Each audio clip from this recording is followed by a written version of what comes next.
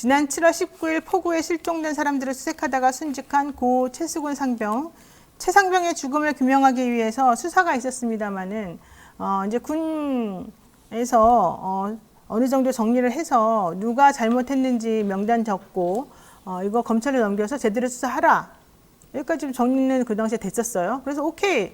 그 다음날 이첩해가지고 하기로 했었었는데 다 이렇게 결재도 받고 갑자기 누구를 빼라, 누구는 뭐 아니다 이런 얘기가 불거지면서 보류 이게 뜨면서 지금 이 문제가 벌어진 겁니다. 이게 바로 최상병의 죽음과 관련된 수사 외압 의혹이 불거진 상황이었는데요. 여기에 지금 너무 이상한 건들이 많이 들어가 있습니다. 이 관련해서 우리 또 대한민국의 장군님 이 부분에 있어서는 정말 제일 잘하시는 우리 김병주 의원님하고 한번 자세한 이야기를 나누고 여쭤봐야 될 것 같습니다. 저희가 진짜 귀하게 모셨습니다. 의원님 어서 오십시오. 네, 안녕하세요. 네. 주불리 김병주입니다. 네. 네. 요즘 바쁘신데 어떻게 저희가 모셔서 괜찮으십니까? 네, 예. 네, 어떻게 지금 뭐 지역구 가시려고 하는 곳에서는 잘 하고 계십니까? 네, 남양주 을에서 열심히 뛰고 있습니다. 남양주 을. 네, 네. 남양주 을은 어디가 남양주? 진접 별내 오남 지역입니다. 진접 별내 오남 지역으로서 네. 서울에 제 가까이 서울에서 있는 가깝고 데고 가장 발전하고 있는 지금 도시입니다. 그러네. 그리고 젊고 네, 그렇죠? 네. 예. 그래서 저같이 추진력 있고 일 열심히 하는 사람을 요구하고 있습니다. 네. 아니 사실 그 주민들도 우리 지역구에 일 열심히 하고 올바른 생각 가지시고 추진력 좋은 분이 오면은 우리 지역구가 발전한다는 걸 잘 알기 때문에 네. 그런 분들이 와주시기를 항상 기대를 하고 있죠. 네, 예. 네. 네. 자, 이제 본격적인 이야기 하기에 앞서 하나만 더 여쭤보겠습니다. 어제 윤 대통령 광복절 경축사 네. 들으시지 않았습니까? 그렇습니다. 우선 어제 대통령이 뭐라고 했는지 한번 들어보고 그에 대한 얘기 간단히 나눠보도록 하겠습니다. 공산 전체주의를 맹종하며 조작 선동으로 여론을 왜곡하고 사회를 교란하는 반국가 세력들이 여전히 활개치고 있습니다. 전체주의 세력은 자유사회가 보장하는 법적 권리를 충분히 활용하여 자유사회를 교란시키고 공격해 왔습니다. 이것이 전체주의 세력의 생존 방식입니다.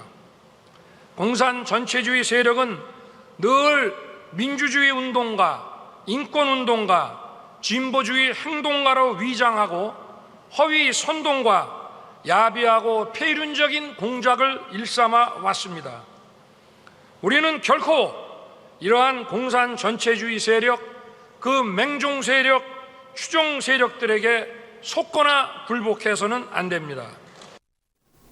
아니 어제가 광복절 경축사였는데요. 경축사 내용이 조작 선동으로 여론을 왜곡하고 사회를 교란하는 반국가 세력이 활개치고 있다.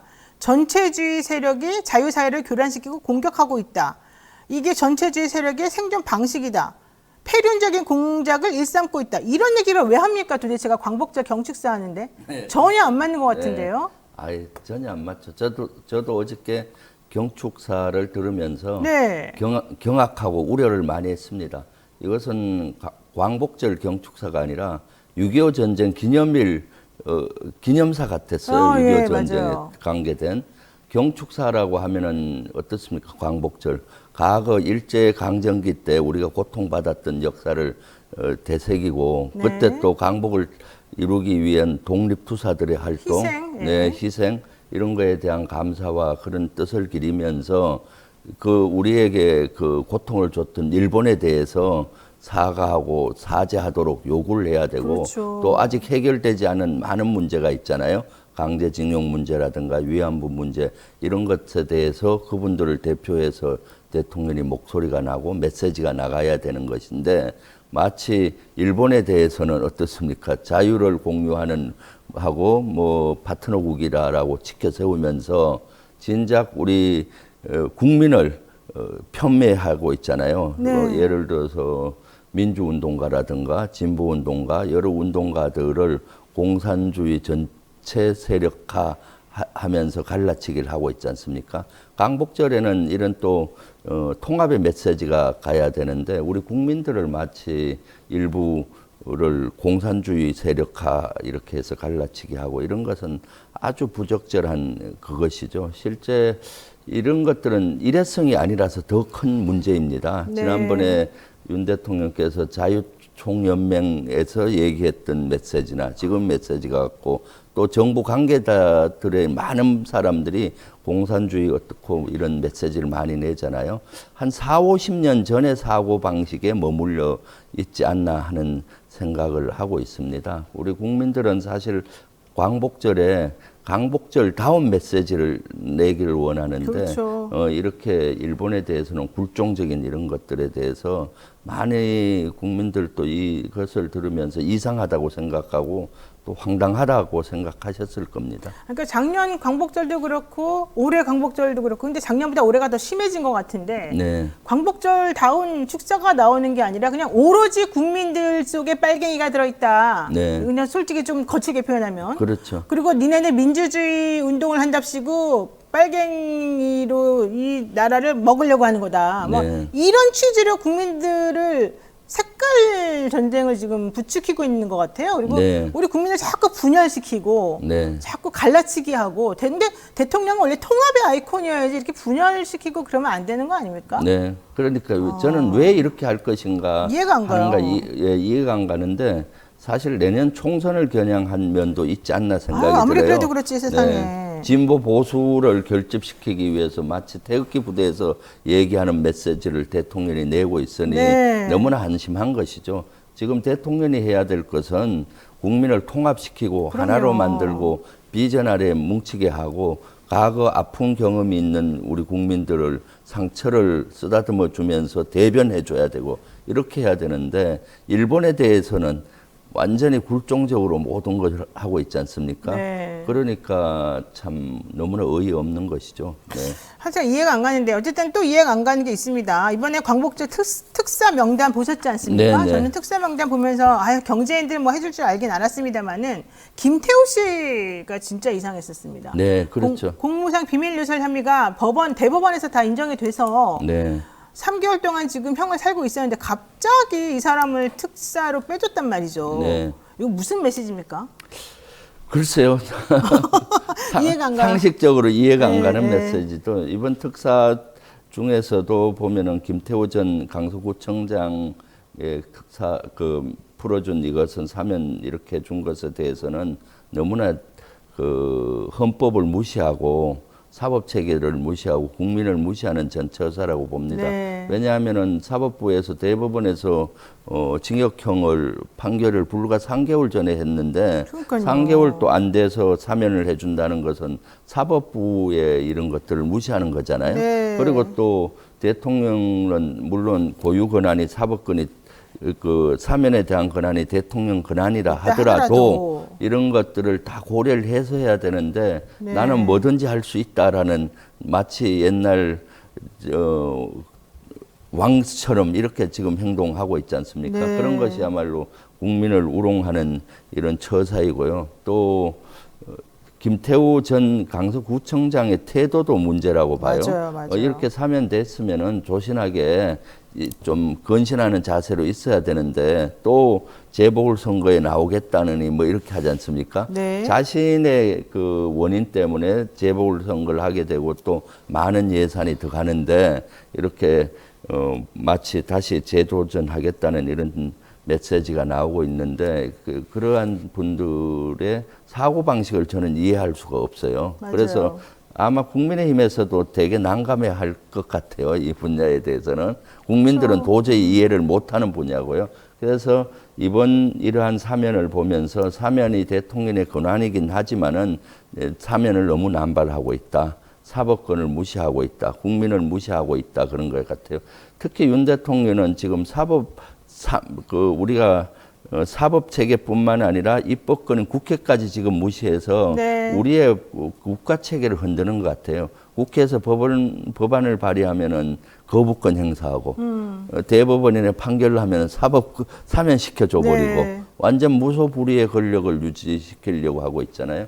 과거 진보 보수 정부 어느 정부의 대통령도 이렇게까지는 하지 않았어요. 맞습니다. 그래서 많이 우려되는 지점이죠. 네. 그러니까 입법권이 국회에 있는데 국회 입법권을 존중하지도 않고 시행령으로 막 법처럼 만들어 버리지를 않냐. 네, 네. 대법원에서 확정 판결 났는데도 막 2개월, 3개월만 지나면 전부 다 사면 복권을 시켜주질 않나. 그 김태호 씨 같은 경우가 대표적인 인물이 아니었습니까? 네. 그 대통령실 국가안보실 1차장 유죄가 확정된 지 불과 2개월 만에 네. 사면시켜줘가지고 그 2022년 12월 말에 그 발표하고 2022년 1월에 신년에 다 풀어줬잖아요. 네. 그리고 김성태 전 자유한국당 의원도 딸 채용 비리로 유죄가 확정된 지 얼마 안 됐는데 사면 복권 시켜줬었고 또 뭐 이명박 전 대통령 17년 확정된 사람도 뭐 금방 아주 그냥 다 풀어져 그렇죠. 버렸었고 이외에도 정말 많거든요. 근데 이런 모든 것들이 전부 다 무슨 뭐 통합이라던가 뭐 그럴듯한 뭐 반성이라든가 뭐 있는 게 아니에요. 전혀 아니에요. 그냥 본인을 위해서 뭔가 충성을 외쳐줄 만한 사람,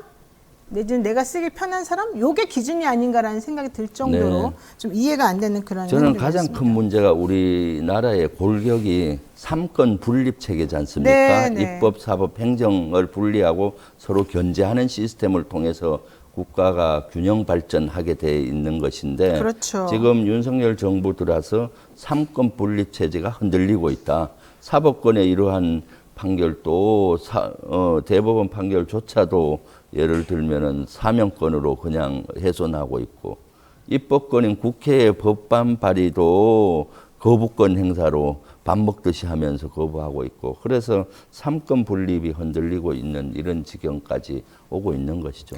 아 진짜 대통령의 그런 그 고매하고 높으신 뜻을 저 같은 범인이 이해할 수 없기 때문에 좀 오해하고 있는 것일 수도 있다 이런 생각을 가지고 제가 좀 열심히 이것저것 들여다보면서 공부를 해가지고 알아보고 싶었으나 네. 좀 한계가 있다 그래서 제가 이해를 못하는 지경에 있긴 합니다만 저 말고 다른 분들도 이해를 많이 못한다고 하시니까 제가 그냥 그나마 상식적이지 않으니까 당연히 이해 못하는 것이 당연한 것입니다. 네, 말씀이라도 감사합니다. 자, 제가 이제 저희 의원님 모신 본격적인 이유 한번 들어가 보도록 하겠습니다. 최수근 상병 사망 사건 수사를 둘러싸고 이제 논란이 지금 엄청나게 있습니다. 사실은 이제 최수근 상병이 안타깝게 목숨을 잃었기 때문에 모든 국민들이 전부 다 속상해했었었고, 네. 왜 도대체 아니 군대에서 어떻게 지휘를 했길래 이렇게 아까운 목숨을 생태 같은 목숨을 죽게 만들었느냐. 여기 책임질 사람 빨리 좀 책임지고 좀 제대로 좀 해봐라. 사실 이게 이 사건의 경위를 살펴보라는 취지였거든요. 네, 그렇죠. 그런데 이게 도대체 뭐가 문제가 됩니까? 이 수사를 총괄하기로 했던 박정훈 대령. 네. 네, 제가 보기엔 열심히 한 것 같거든요. 네, 그런데 그렇죠.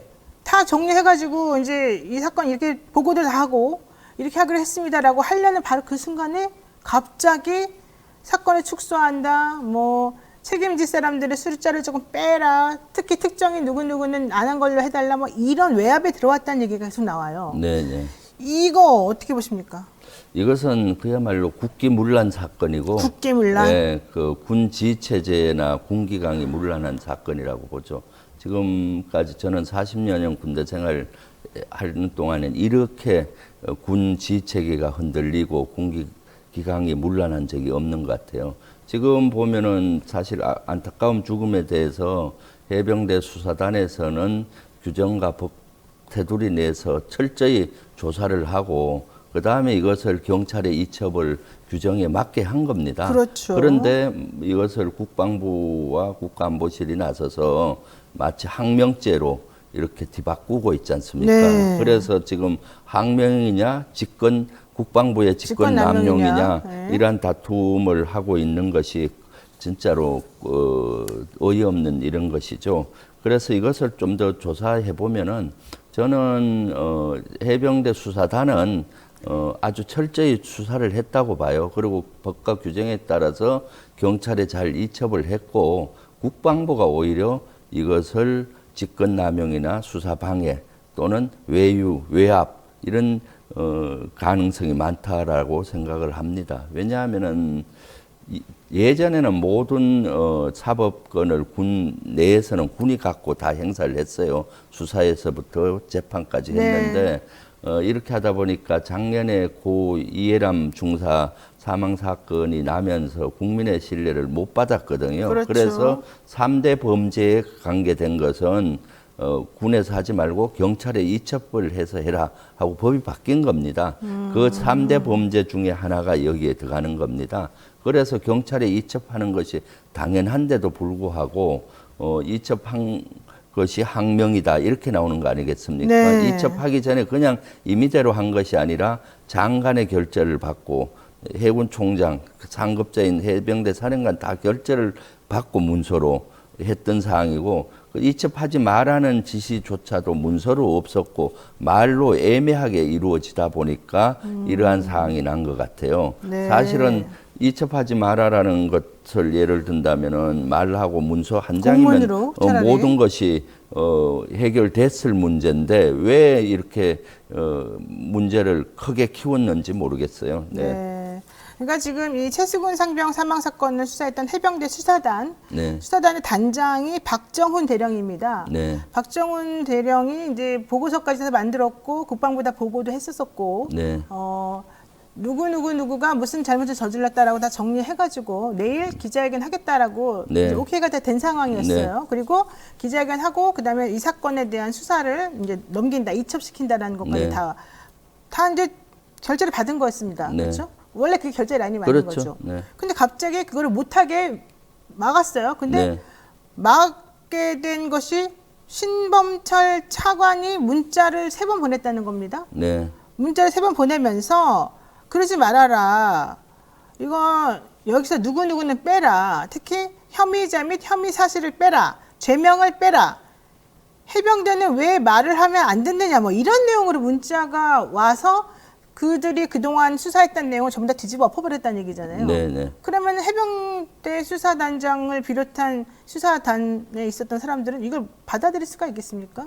받아들이기가 어렵죠. 그렇죠. 명쾌한 지시가 아니니까. 네. 지금 조금 더 사건을 이해하기 쉽게 말씀드리면은 사실 최수근 상병 같은 경우는 19일 날 안타까운 죽음을 맞이했어요. 네. 19일 날. 그리고 나서 해병대 수사단에서 초동 수사를 했고 28일 정도의 수사를 마친 것 같아요. 그리고 해병대 사령관한테 1차 보고를 하고 29일 날 유가족을 찾아뵙고 세부적으로 설명을 드렸어요. 여기에는 8명이 가실치사 혐의가 가실치사. 있다. 네, 그래서 네. 경찰에 넘기려고 하고 있다. 네. 이렇게 했을 때 유가족께서도 대단히 철저히 수사를 한 것 같다는 반응이었어요. 네. 왜냐하면 사단장까지 이렇게 조사했을 줄은 몰랐다라는 반응이었다고 그렇죠. 해요. 그리고 나서 임성군 네, 예. 사단장. 네, 그리고 나서 30일 날 이제 오전에 해군 총장을 보고하고 오후에 수사단이 장관을 찾아가서 해병대 사령관하고 보고를 해서 서면으로 이첩하겠다는 것까지 결재를 맡은 겁니다. 네. 그리고 31일 날 이제 국회에도 보고하고 언론 브리핑을 하고 이첩을 8월 2일 날 하려는 네. 프로세스로 갔는데 이것이 그대로 했으면 아무런 문제가 없는 그렇죠, 겁니다. 그럼 그렇죠. 오히려 군이 철저한 조사를 했다 이렇게 되는 것인데 네네. 갑자기 31일 날 언론 브리핑이 취소되고 국회 보고도 취소됐어요. 네. 저한테도 보고 오기로 돼 있었는데 한 2시간 만에 취소가 돼서 이게 어떤 일이냐, 왜 이렇게 갑자기 바뀌냐, 이런 적은 없어요. 예전에 거의 없습니다. 장관이 서면 결재까지 다 한 것인데 그래 보니까 그 전날 30일 날 저녁에 그 국가안보실에서 윤 대통령의 국가안보실이죠. 안보실에서 장관께 보고한 자료를 좀 보내달라 한 거예요. 장관께 보고한 자료는 수사에 관계된 게 다 기록이 되어 있어서 해병대 수사단장은 그건 안 됩니다. 수사 기록이 있기 때문에 거절을 했어요. 그랬더니 다시 국방부하고 해병대 사령관한테 국가안보실에서 얘기를 해서 그러면은 정 안 되면 내일 언론에 브리핑하는 자료라도 보내라. 언론 브리핑 자료가 2-3페이지 되는데 거기도 계략적인 내용이 네네. 나와요. 그걸 국가안보실에 보고한 이후에 사항이 급변한 겁니다. 네네. 그래서 이것은 그때부터 국방부가 아마 당황을 했던 것 같아요. 장관 결재한 건데 어디선가 뭐 다른 의견이 있었겠죠. 그때부터 이제 장관이 해병대 사령관한테 전화를 해서 뭐 보류를 지시했다는데 그거 플러스라고 봐요.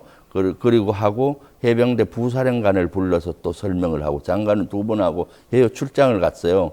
그다음 이제 차관이 3번이나 전화를 해병대 사령관한테 하고 그다음 법무관리관 이제 국방부 장관의 법무참모가 법무관리관입니다. 네, 네, 네. 또 그 수사단에 여러 번 전화해서 뭐 어떻게 하라, 혐의 사실을 빼라, 여라 또는 빼는 방법이 있다 이렇게 막 하면서 회유를 했던 정황들이 나오잖아요. 네. 사실 이것은 장관이 왜 이렇게 많은 사람이 전방위적으로 압박을 했겠습니까? 이것은 국방부에서 간섭을 하면은 법을 위반하는 소지가 있다는 것을 본인들도 아니까. 알았을 거예요. 직권남용이나 수사방해나 또는 외압이나 이런 소지가 있을 것이라고 그렇죠. 아니까 명확하게 사실 이거는 장관의 지시하고 통상 보면은 문서 한 장 해서 국방부 장관 지시사항 이 사건은 이첩을 보류할 것 하고 딱 내리면은 누가 거절하겠어요. 그런데 본인들도 아니까 애매하게 뜻을 자꾸 전달했던 것 같아요. 아, 이거 빼면 좋을 것 같은데 꼭 해야 되냐, 이첩해야 되냐 애매하게 하니까 네. 그 해병대 사령관도 고민이 많았던 것 같고 해병대 수사단장도 고민이 많았던 것 같아요. 그렇죠. 그래서 8월 1일 날 이첩하기 하루 전날 해병대 사령관하고 해병대 수사단장이 여기에 대해서 여러 번 토의를 해요. 국방부 안대로 할 때 어떤 문제가 있느냐. 네. 해병대 사령관도 검토하라고 해서 해병대 수사단장이 한 장짜리로 보고서를 갖고 가서 또 보고를 했어요. 네, 네. 국방부 안대로 하게 되면은 해병대 사령관님도 직권남용죄로 걸릴 수가 있다. 그렇죠. 그리고 이미 29일 날 유가족께 다 말씀드렸는데 네. 유가족 분들이 분명히 반발할 것이다. 그리고 이미 언론에 많은 부분이 공유가 됐는데 언론에서도 가만히 안 있을 것이다. 그렇죠. 그러면 우리 해병대의 명예와 또 이 사건의 철저한 수사를 위해서는 이첩해야 됩니다라고 해병대 수사단장이 해병대 사령관한테 보고를 했다고 그래요. 네. 그런데 해병대 사령관은 명쾌히 결심은 안 한 것 같아요. 어쩌지 하다가 네. 그리고 그 8월 2일 날 이제 정식으로 이첩을 시켰던 사항이죠. 그때부터 이제 그 사항을 해외 출장 나가 있는 장관한테 보고하니까 노발대발하고 이제 그때부터 항명이니 뭐 이렇게 바뀌어져서 나온 거죠. 아, 네. 지금 근데 신범철 차관은 나는 문자 보낸 사실 없다. 그냥 전화만 내가 3번 정도 했을 뿐이고 네. 내가 한 얘기도 일반적인 얘기였을 뿐이다. 법리적인 쟁점이 있으니까 네. 조금 시간을 두고 내가 출장에서 돌아올 때까지 조금만 기다려달라 이런 얘기였지. 뭘 하라 마라 이렇게 내가 지시한 것도 사실은 아니다. 그냥 장관님이 이렇게 지시를 내린 것에 대해서 조금 시간을 가지고 입첩하는 거를 조금 보류를 해달라 이런 정도밖에 안 말한 거다. 이제 이런 얘기를 해요. 그러면서 원하면 포렌식도 내가 할 수 있다. 먼저 이런 주장을 했었습니다. 그러니까 해병대 사령부가 그럼 내가 거짓말하고 있다는 거냐? 이제 이렇게 나오는 거예요. 네. 그렇게 나오고 KBS랑 이런 쪽에다가 이제 본인이 그냥 가서 딱 기자회견을 해버립니다. 네. 박 대령이. 네, 네. 그러고 나니까 이게 항명이다. 이제 이렇게 나오는 거잖아요. 네. 그러면서 이걸 집단 항명으로 처음에는 얘기를 하다가 이제 나머지 참고인, 그러니까 나머지 2명에 대해서는 좀 빼줬어요. 그래서 집단 네. 항명이 아니라 개인 항명인 것처럼. 네. 자, 집단 항명으로 안 하고 개인 항명으로 이걸 빼준 거는 또 무엇을 뜻하는 걸까요? 그것은 그만큼 이 수사가 무리한 수사였고 과잉 수사였고 수사가 엉터리였다는 걸 반증하는 거죠. 그러니까 본인들이 네. 대통령실이나 뭐 네. 안보실에서 주장하는 내용들이 조금 너무 과했다 이걸 말하는 건가요? 처음 아니죠. 이것은 네. 사실은 우리 변호사님도 너무 잘 알겠지만 어떤 사건이 있으면은 네. 먼저 참고인으로 분류가 되잖아요. 네. 그래서 조사를 하고 그다음 피의자로 가고 뭐 이러잖아요. 그런데 바로 이것은 집단 항명 수객죄 3명을 입건을 했어요. 그러니까 막 너무 대령은 무섭더라고요. 그러니까 수사단 전체가 집단으로 항명했다는 거잖아요. 네, 네. 그러면서 대령은 집단 항명 수객죄로 그 밑에 광역수사대장 중령하고 장관에게 보고서를 썼던 수사관은 2명은 집단 항명으로 입건한 겁니다. 이 집단 항명이란 건 어마무시한 죄입니다. 그러니까요. 전시에서 적과 접촉한 지역에서는 집단 항명 수괴자는 사형. 사형이에요, 바로. 네. 그리고 집단 항명자는 사형 또는 무기징역이고요. 네, 네, 네. 평시에도 엄청난 3년, 3년 수괴자는 이상 3년 유기징역. 이상 유기징역이고요. 이런 엄청 어마무시한 거를 먼저 걸고 압수수색 바로 들어왔잖아요. 네. 피의자라는 명칭으로.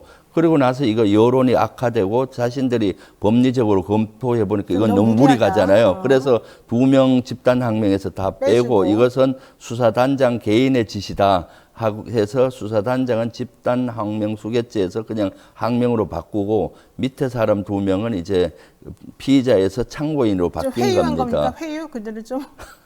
그래 이건 뭡니까? 쉽게 얘기하면은 뺨 한 대 때리고 너가 아닌갑네 미안해 이런 거랑 똑같잖아요. 이것은 네. 아마 변호사님은 이런 거 본 적이 없을 거예요. 피의자에서 참고인으로 가나요? 참고인에서 피해자로 가죠. 보통은. 그렇죠. 그러니까 네. 이만큼 이것은 법리적으로도 문제가 있는 것이고 그 과잉 수사에다가 수사 자체가 이것은 입건시킨 것 자체가 지금 무리가 있고 우왕좌왕한다는 그것을 반증하고 있는 것이죠. 네.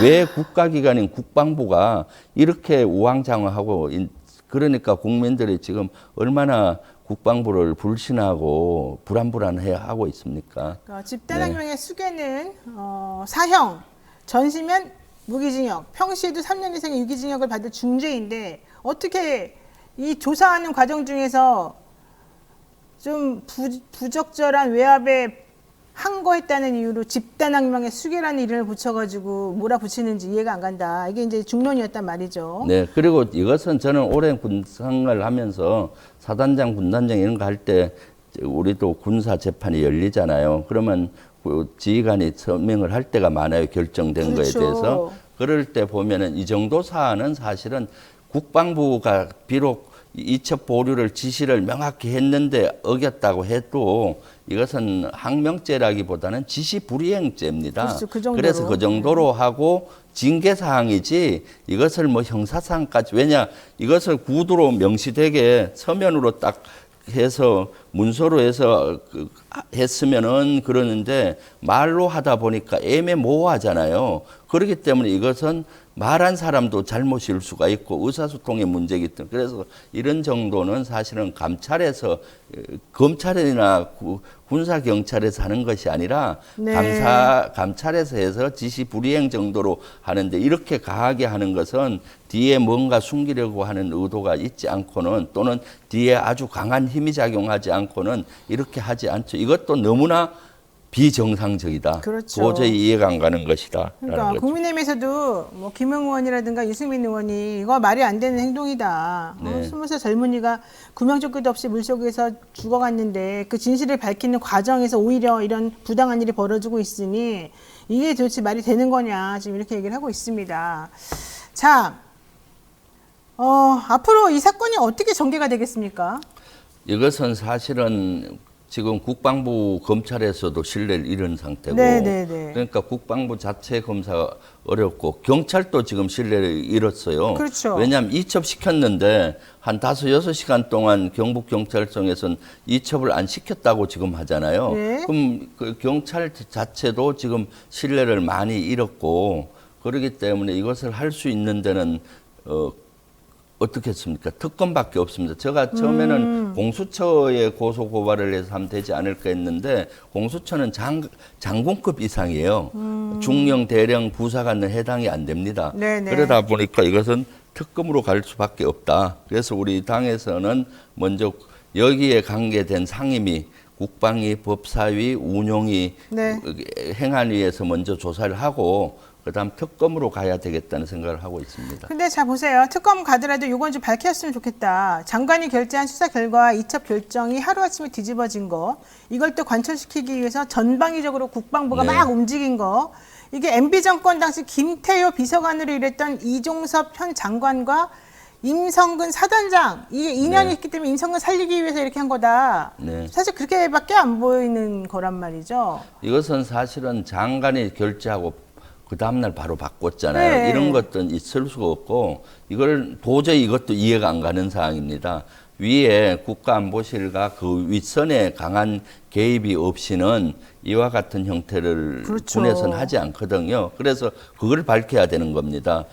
도대체 누구 윗선에 입김이 있었고 누구의 지시로 이렇게 됐는지를 밝혀내야 되는 거죠. 네. 근데 왜 의원님께서는 검찰 개입설은 그럼 어떻게 왜 얘기하신 거예요? 검찰이 개입했어요? 이것은 예, 제가 제보를 받으니까 네. 검찰 포항지청에 있는 검사가 군에 전화를 해서 이것을 빨리 넘겨라. 검찰로 포항지청이나 이런 검찰로 넘기라라는 제보를 받았어요. 그래서 제가 이걸 확인해야 되잖아요. 네. 그래서 국방부 법무관리관한테 확인을 해봤습니다. 네네. 이런 제보가 있는데 국방부에서 확인했느냐 했더니 본인도 들었다. 포항지청에 있는 검사가 해군 본부에 있는 군 검찰에게 전화를 한 것은 들었다. 네. 그런데 정보 공유 차원에서 전화한 거라고 본인은 얘기해요. 하더라. 그럼 왜 검찰에서 민간 검찰에서 왜 이것을 나서서 뭐 넘기라 또는 정보 공유를 하자 하겠습니까? 이것은 군에서 초동 수사를 하고 경북 경찰청에서 이관하면은 이첩하면 그제서야 경북 경찰청하고 민간 검사들하고 교류해서 정보 공유하면 되는 거 아니겠습니까? 그렇죠. 예, 그럼 예. 이것도 어떤 외압 때문에 그런 건지 업무를 선제적으로 하기 위해서 그런 것인지 따져봐야 되는 것이죠. 그래서 저는 국방부가 이례적으로 장관 결재를 하루 아침에 뒤엎은 데는 뭐 큰 힘이 작용했을 것이다. 예전 같으면 포항지청에서 전해했다면 그걸 미리 선제적으로 했구나 하는데 지금은 검찰공화국이잖아요. 네. 그러다 보니까 그런 것도 외압의 여지가 있는지를 확인해 봐야 된다는 것이죠. 네. 사실 이상해요. 일개 지청에서 네. 국방부를 상대로 네. 이거 내놔라 말아라 이렇게 한다는 것도 좀 웃긴데. 네, 빨리 보내라 또는 뭐 정보공 이거 웃기잖아요. 이거 말이 안 되는데, 그래서 솔직히 저는 말하면. 이것을 행안위하고 법사위에서 한번 따져보도록 국방위에서는 따지기 어렵잖아요. 네. 그러니까 이런 것들을 총체적으로 복합적으로 따져봐서 어떤 외압이 작용이 돼서 이렇게 되는 것인지 또는 이걸 축소하기 위한 것인지 또는 사단장이나 특정인을 살리기 위한 프로젝트였는지 이런 것들을 이제 상임위와 또는 그게 안 되면은 특검을 통해서 밝혀내야 된다고 생각을 합니다. 지금은 특검 얘기하셨는데 네. 국정조사 특검 이런 게 다 필요하군요. 그러면. 네네. 특검이 필요해요. 특검이 국정조사도 필요해요? 네. 사실은 한계가 있습니다. 네. 특검이 왜 한계? 국정조사는 무슨 한계가 있고 특검은 왜 괜찮습니까? 이것은 사실은 네. 그 수사를 해야 나오잖아요. 예를 들어 장관이 해병대 사령관한테 뭔 지시를 했는지 하려면 지금 국정조사에서 말밖에 안 되잖아요. 그렇죠, 그렇죠. 포렌식을 할 수 있는 것도 아니고 그런 포렌식을 해봐야 그런 것들이 다 나오잖아요. 그래서 이건 수사를 해야 되는데 국정조사에서는 그래서 자료 요구해서 자료 요구 제공 안 하면 그만이잖아요. 네. 그렇기 때문에 국정조사까지 가도 밝히기 어렵다. 이것은 수사를 해야 되는데 어느 수사기관에서 하는 게 맞느냐. 공수처도 다 해당자가 아닙니다. 그 장관이나 차관은 할 수 있지만은 그 하부적인 수사단은 하기 어렵잖아요. 그렇기 때문에 특검으로 가서 명명백백히 밝혀야 한다. 이것이 우리 당의 또 입장이기도 합니다. 그러면 검찰이 개입하거나 대통령실에서 자꾸 이렇게 권력을 남용해가지고 뭔가 사건을 축소하거나 은폐하려고 하는 이 시도, 네. 왜 이러는 겁니까? 자기네가 책임을 조금 줄여보려고 그러는 겁니까? 저는 두 가지라고 봐요. 저 개인적인 건 일단 축소 은폐하려는 의도가 있어 보이고 왜냐하면 사단장까지 수사하고 공표하다 보면 일이 커지잖아요. 그리고 또 그 수사하다 보면은 국민적인 공분이 일어나는 네. 지점도 있을 거라고 보여요. 그리고 또 특정인 사단장이나 여단장을 구명하기 위한 사실은 수사를 현장에 있는 대대급 이하로 국한되면은 언론의 주목도가 적은데 장군들이 들어가면은 또 언론의 주목도가 커져서 사건이 커질 확률이 있잖아요. 그래서 축소 은폐를 하고 싶거나 또는 어떤 특정인을 구명하기 위한 프로젝트이거나 이런 것들을 이제 따져봐야 되는데 네, 지금 네. 대통령실에서도 제대로 된 답을 못하고 있잖아요. 있다. 네. 그리고 국방부 장관은 이런 방구도 지금 하지 않고 안 끼어들어요, 네, 여기 차관은 지 것만 지는 네. 뭐 문자 보낸 적 없다. 그것만 계속 앵무새처럼 반복하고 있잖아요. 네. 그렇기 때문에 네, 수사가 맞습니다. 필요한 거죠. 박정훈 대령은 내 말이 틀린 게 없다 이렇게 말하면서 이 임성근 씨가 어떻게 개입했는지 이 내용을 알았는지 몰랐는지에 대해서 증빙하는 문자 카톡인가 문자인가 네. 그것도 공개했어요 이미. 네. 예. 그래서 그 사람을 축소해서 그 사람이 아무런 일을 저지르지 않았다라고 말할 수가 없다는 것을 물리적으로 객관적 증거로 내가 보여주겠다라고 네. 해서 지금 전면 승부를 하고 전면적으로 내가 나서서 명예를 회복하겠다 이런 입장을 지금 보이고 있습니다. 네. 자, 오히려 이럴 때 차라리 좀 도와주고 명확하게 진실을 밝히려고 하는 용기를 우리가 북돋아주고 박수 쳐주는 게 맞을 것 같습니다. 네, 지금 네. 사실 수사단장 그 박대령은 아들이 육군사관학교 생도예요. 아. 그리고 박대령은 최고 계급까지 올라갔어요. 해병에서 군사경찰의 최고 계급은 대령이에요. 네. 그럼 더 이상 진급이 필요 없는 사람입니다. 그러네. 본인이 사실 위에서 장관이나 차관 지시든 해병대 사령관 지시를 그냥 따르면은 후환도 별로 없을 거고, 그런데 자신이 이렇게 규정대로 했을 때 후환이 있다는 걸 너무나 잘 알고 그것은 아들한테까지도 영향을 미칠 수 있는 가능성이 있잖아요. 직접이든 그럼요. 간접이든 그걸 감수하고까지라도 나는 아들에게 떳떳한 군인 아버지가 되고 싶다. 나는 법과 규정대로 하겠다. 이런 사고인 것 같아요. 보통 같으면은 본인은 그렇게 할 수 있으면 아들과 연계되어 있으면은 사실은 위에서 시키면 시킨 대로 그렇죠. 하기 조용히 할 쉽잖아요. 텐데. 그러니까 국방부나 이런 데는 지금 이렇게 의도만 전달하면은 해병대 수사단장이 알아서 이렇게 해주길 원했는데 그게 아니라 법과 규정대로 하겠다 하니까 당황스러워서 전방위적으로 압박한 걸로 보입니다. 저는. 알겠습니다. 네, 네. 그 아들의 앞날까지 생각하면 너 입 다물어야지 이렇게 그냥 안일하게 생각했다가 그게 아닌 상황이 돼버렸군요. 네, 아 뜨거가 됐군요. 아 뜨거가. 예, 그 박대령 스스로도 그걸 밝혔잖아요. 아들이 육사를 다니는데 생도인데 아버지로서 떳떳하기 위해서 그러겠다. 윤석열 대통령도 지금 대통령 된 이유 중에 하나가 뭡니까? 상관에게 충성하지 않는다. 그거였잖아요. 그럼 지금 지금 박대령도 상관에 충성하는 것이 아니라 법과 규정과 정의에 따라서 한 걸로 저는 보고 있습니다. 우리 대통령은 말씀하시는 거하고 행동하는 게 좀 많이 다른 것 같아서 제가 거기다 언급을 못하는 걸로. 그리고 또 하나 더 말씀드리면은 네. 대통령께서도 고 최수근 네. 사망 사건이 났을 때 이것은 엄정히 수사하라고 했어요. 맞아요. 그럼 엄정히 수사한 것은 해병대 수사단이잖아요. 오히려 그거를 축소하고 은폐하려는 거를 국방부 장관이나 했다면은 그들이 오히려 항명죄죠. 맞습니다. 대통령의 그런 것들을. 알겠습니다. 네. 아이고 듣다 보니까는 정말 문제가 심각한 게 한두 가지가 아니네요. 자 오늘 여기까지 말씀 듣고요. 또 좀 자주 모셔가지고 구체적인 내용이나 진행 상황 좀 알아봐야 될 것 같습니다. 지금까지 김병주 민주당 의원과 함께했습니다. 오늘 말씀 고맙습니다. 네, 감사합니다. 네, 하루도 조용할 날이 없는 정치권 속에서 열불나는 여러분들을 위해서 꼭 필요한 이분을 제가 수요일마다 모십니다. 열 받을수록 발음이 정확해지는 시사계의 촌철살인 래퍼. 아, 머리가 너무 좋아요. 머리가 좋은 사람들은 말을 빨리 하고 말을 빨리 하면서도 정확하게 발음을 한다고 그러더라고요. 우리 또 최진봉 교수 정말 랩진봉 오늘 모시겠습니다. 안녕하십니까? 안녕하십니까? 네, 제가 소개하는 것에 대해서 아주 기쁘시죠? 네. 네, 오늘 얼마나 잘하시는지 보고 앞으로 계속 해드리겠습니다. 어제 광복절이었어요. 그랬죠. 네, 대통령 경축식 어떻게 보셨습니까? 어처구니가 없었죠. 아니 무슨 경축사? 아니 일단요 광복절 경축사잖아요. 광복절이 무슨 의미입니까? 일본의 압제로부터 우리가 나라를 회복한 나라 아닙니까? 그러니까요. 근데 일본에 대해서 한마디도 그러니까 이 광복이 어디서부터 왔고 이 광복절의 의미가 뭐냐? 그렇지. 아니 무슨 상황에 맞게 연설을 해야 될 거 아닙니까? 광복절 연설은 광복절 연설답게 해야 되는데 파트너? 남진의 파트너 노래밖에 모르겠어요. 파트너는 뭔 놈의 파트너야. 아니 물론 100번 양보해서 대통령 말처럼 일본과 우리가 뭐 꼭 나쁘게 지낼 필요는 없어요. 그러나 과거에 잘못된 일에 대해서 지적을 해야 되는 거 아닙니까? 그리고 네. 지금도 일본이 그러면 반성하고 있습니까? 반성 안 하고 있잖아요. 우리의 침략에 대해서, 강제징용에 대해서, 아니면 독도에 대해서 끝까지 자기들을 자기 나라 땅이라고 우기고 있는데 그거에 대해서 한마디라도 해야 되는 거 아니에요? 네. 다른 날도 아니고 광복절이에요. 광복절. 아니 모든 것은요 관계 회복은 반성과 사과로부터 시작하는 겁니다. 네. 그게 안 되고 있는 상황에서 거기에 대해서는 일절 한마디도 말을 안 꺼냈어요. 그러니까요. 파트너란 말만 하고 이게 말이 됩니까? 무슨 광복절 축사를 그렇게 해요?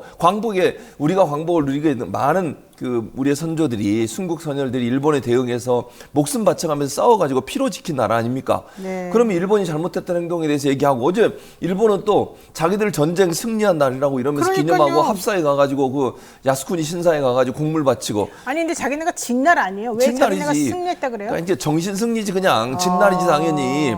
아니 그리고 거기 가가지고 자기들이 참배하고 이러는 거 그것도 비판해야 되는 거잖아요. 게다가 개인 돈으로 공물 바쳤다고 그러더라고요. 네. 아니 개인 돈으로 공물을 바치든 뭐든 자기들이 그렇게 한 행동에 대해서는 반성을 안 하는 거잖아요. 그렇죠. 결국은 잘했다는 전쟁에 그 했던 사람들, 그 당시에 전쟁에 참여해서 우리나라를 괴롭혔던 사람들이 합사돼 있는 그런 신사에 가서 참배를 하고 있어요. 맞습니다. 반성은커녕 그 말은 결국 반성 안 한다는 거잖아. 그럼 우리가 거기에 대해서 뭔가 논평을 내야 되는 거 아니에요?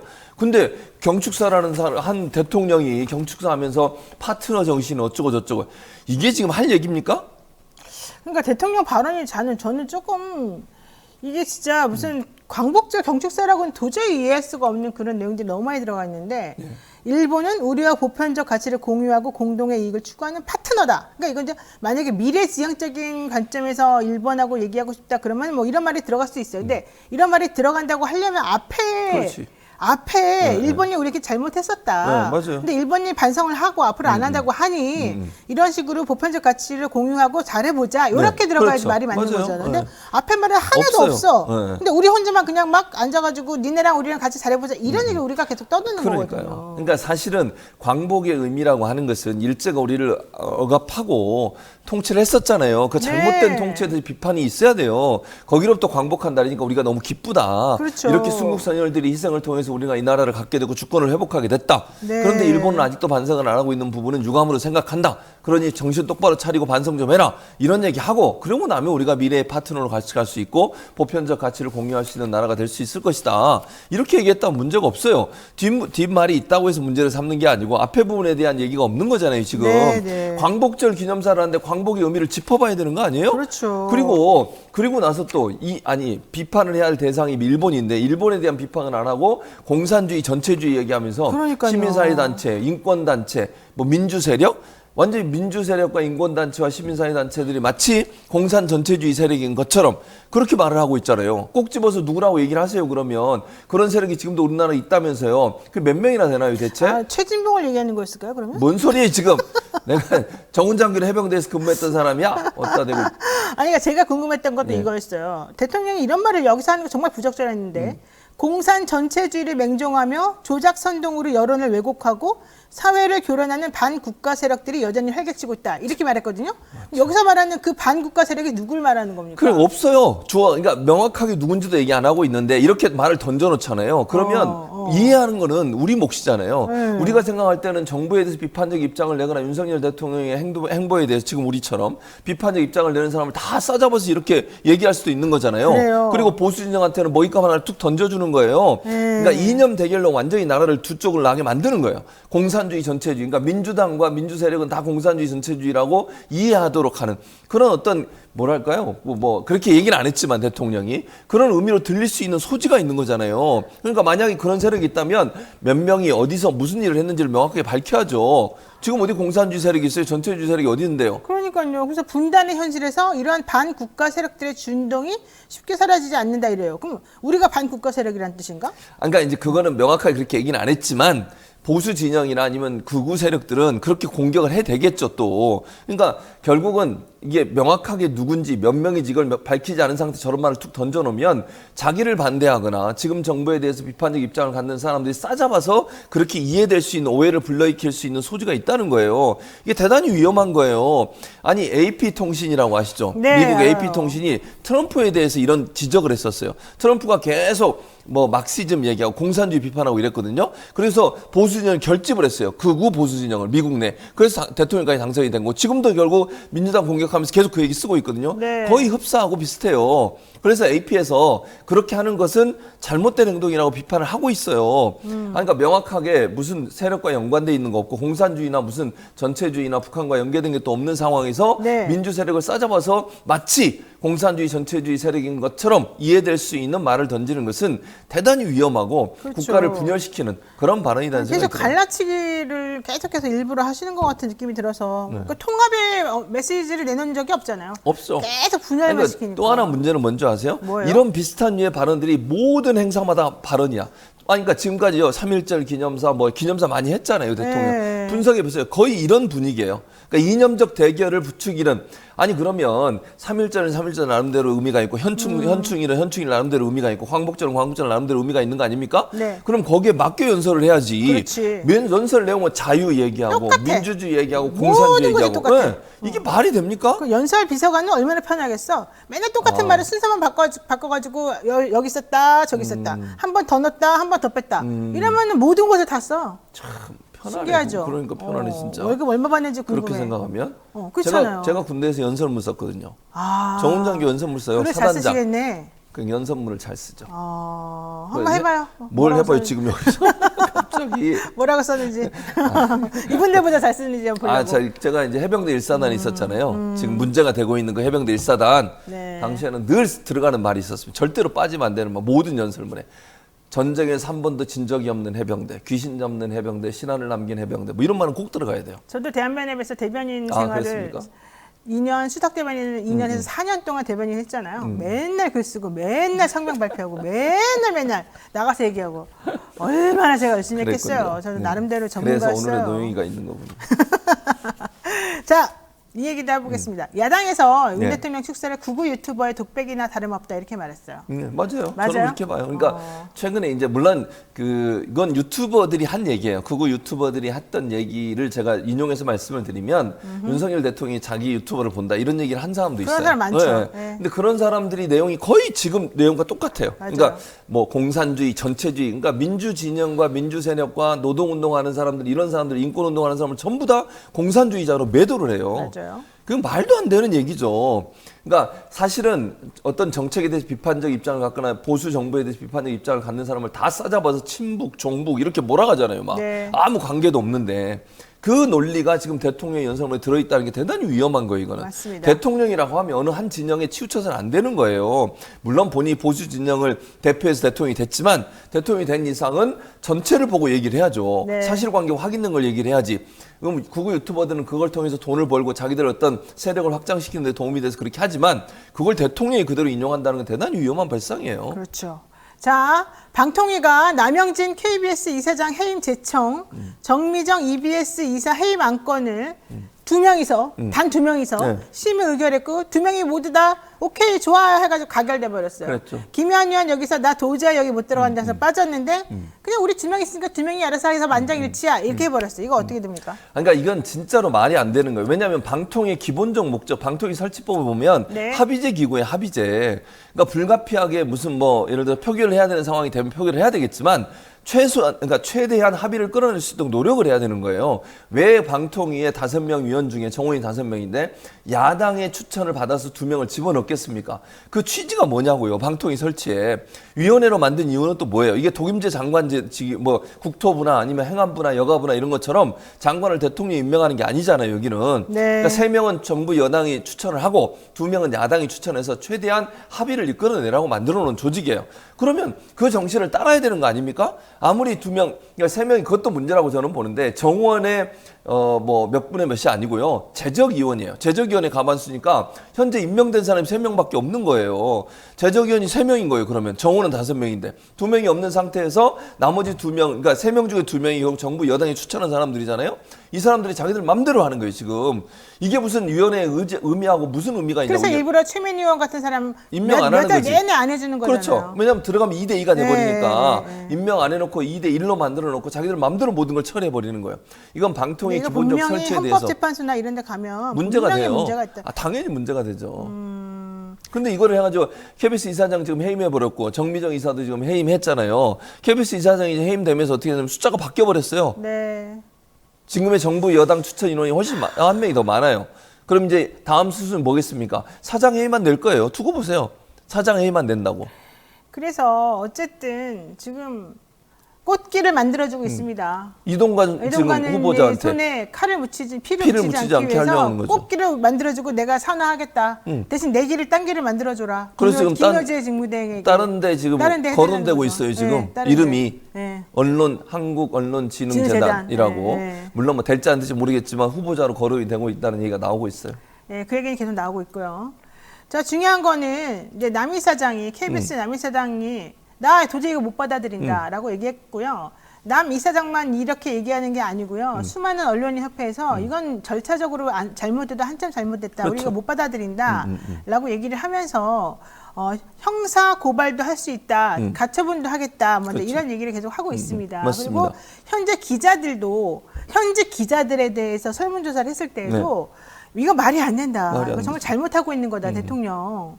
이 얘기 좀 하고 있어요. 그런데도 당연하죠. 불구하고 그냥 밀어붙여요. 밀어붙이죠. 그러니까 이게 얼마나 이 정부가 무도하고 정말 법치라고 하면서 법을 지키지 않는 거예요, 사실은. 이런 방식으로 하는 것이 그야말로 군사정권 시대나 가능했던 일이 아니라고는 생각할 수 없다는 거죠.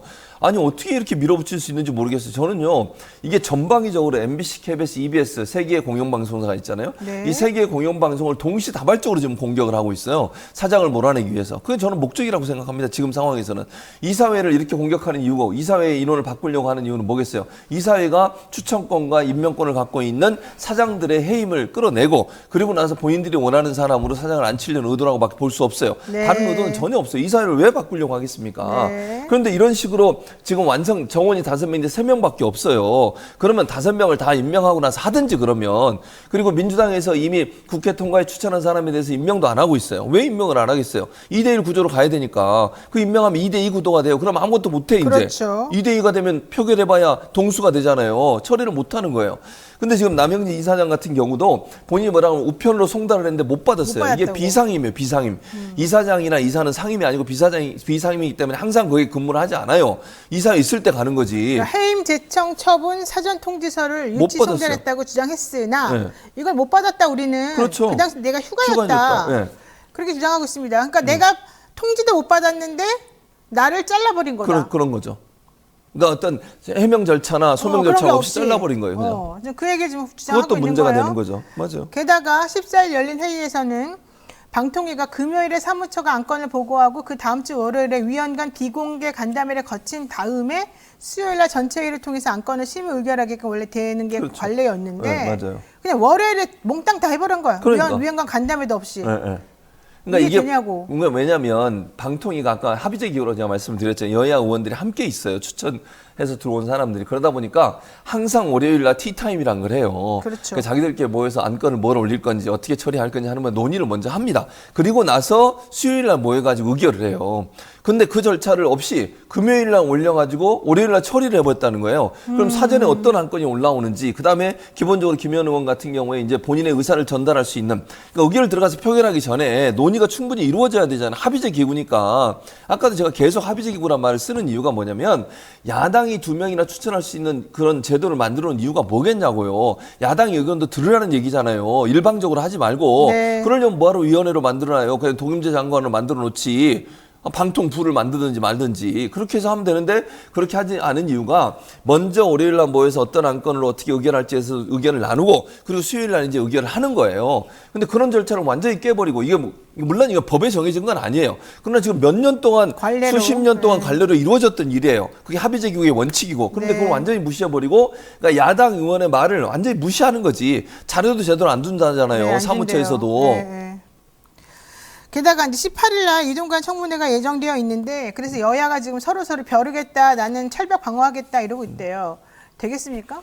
저는 일단 이제 사보임을 좀 진행하고 있어요, 사보임? 지금. 왜냐하면 교육위원회에 있는 사람들, 그러니까 지금 민주당 교육위원회에 있는 사람들이 약간 옮기는 것 같아요. 이유는 뭐냐, 학폭 문제를 부각시켜야 되니까. 네. 저는 이번에 이동관 이 후보자의 가장 큰 문제는 언론관이라고 생각해요. 그런데 그렇죠. 언론관이 중요하죠. 문제는 이게 국민들한테는 파급력이 약해요. 그러니까 잘못된 언론을 통제하려고 하는 이런 과거의 어떤 경력들, 이런 부분들을 보면 이동관 수석은, 저는 언론 전문가로서는 도저히 여기에 오면 안 되는 사람이에요. 근데 그걸로는 사람들한테 마음을 이끌어내기가 어려워, 여론을 주도하기가. 그래서 민주당이 저는 이 학폭 문제하고 그다음에 이제 그 부동산 문제, 이 문제를 집중적으로 저는 거론해야 생각해요.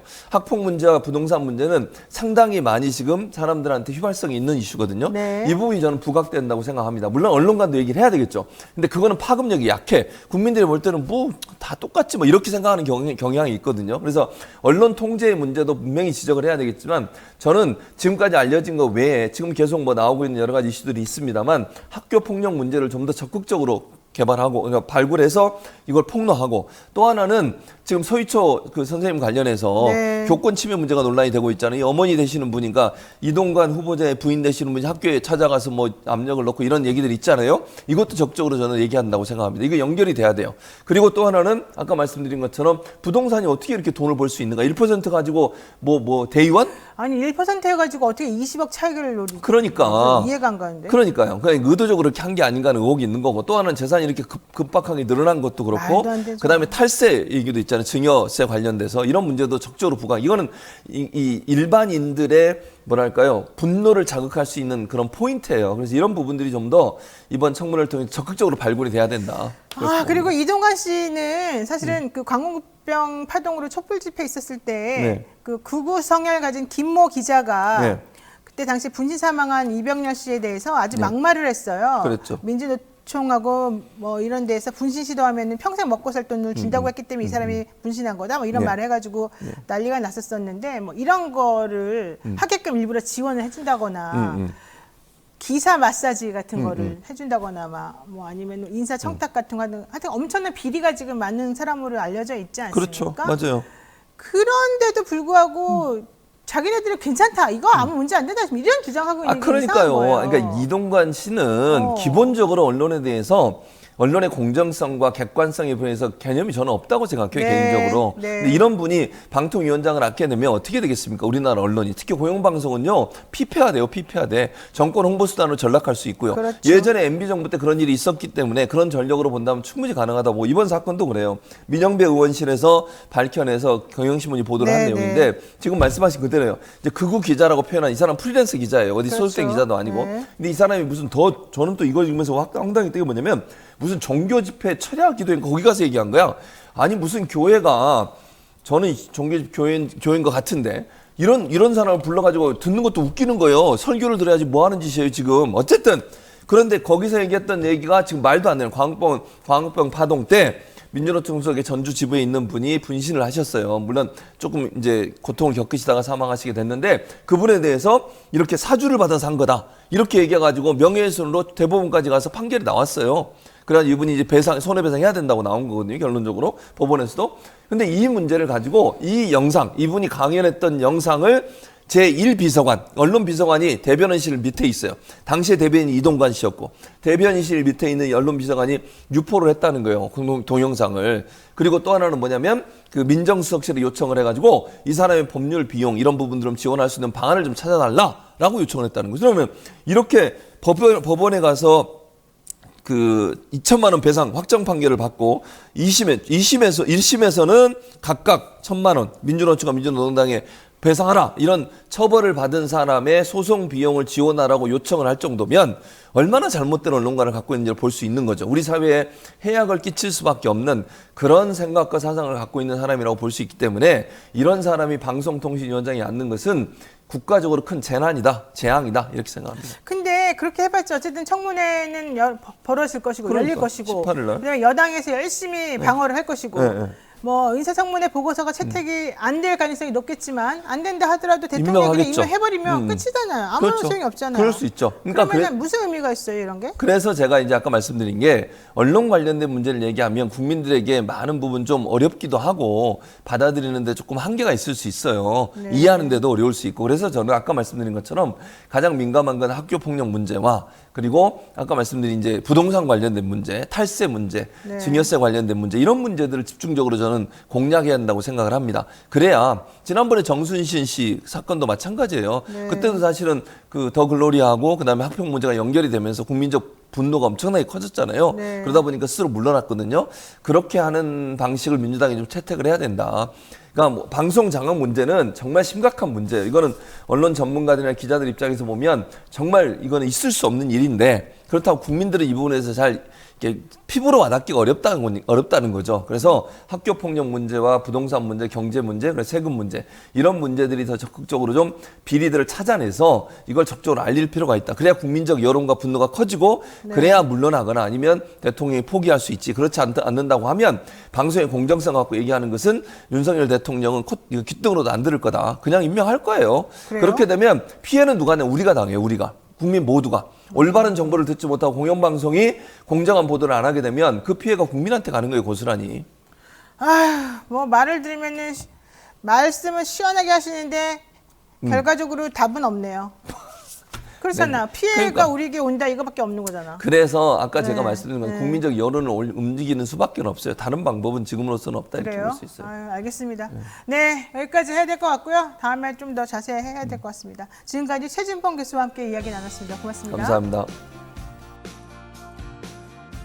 네, 잼버리부터 혁신위까지 정치판에서는 매일매일 싸우고 그냥 이렇게 막 바지가락에 잡아 당기고 아우 너무너무 싫고 정말 징글징글하다 이런 소리가 맨날 터져 나오고 있습니다. 답답하다.